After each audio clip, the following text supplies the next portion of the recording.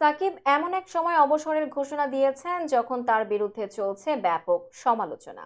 Share লেনদেনে কারসাজির অভিযোগে একদিন আগেই তাকে 50 লাখ টাকা জরিমানা করে Bangladesh securities and exchange commission.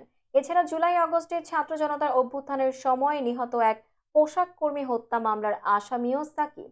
নিজের বিরুদ্ধে করা গার্মেন্টস কর্মী রুবেলের হত্যা মামলার প্রসঙ্গ উঠতেই সাকিব বললেন যে একটা মামলা হয়েছে, আসলে সবারই অধিকার আছে মামলা করার, কিন্তু আপনারা সবাই জানেন এটা কেমন ধরনের মামলা ছিল, কিংবা আমি ওই সময় কোথায় ছিলাম, আমার কাজ কি ছিল, কিংবা আমি কি করছিলাম। সুতরাং এই বিষয়টা নিয়ে খুব বেশি বলতে চাই না। শেয়ার কারসাজির জন্য 50 লাখ টাকা জরিমানার প্রসঙ্গে এই অলরাউন্ডার বলেন, আমার জীবনে আমি আসলে নিজে থেকে কখনো ট্রেড করিনি। কেউ যদি এটা বলে এই ট্রেডিং নিয়ে কথাও বলেছি, প্রমাণ দিলে আমি খুশি হব। এসব আসলে এখন যে কেউ যে কারোর মতোই করতে পারে।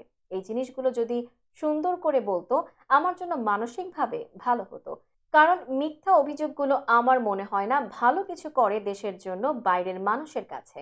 আমি যেহেতু ট্রেডই করিনি নিজ থেকে, স্বাভাবিকভাবেই আমার ভুল করার বা ওটার সঙ্গে যে শব্দগুলো যোগ করা হয়েছে সেটাও আমার জন্য দুঃখজনক।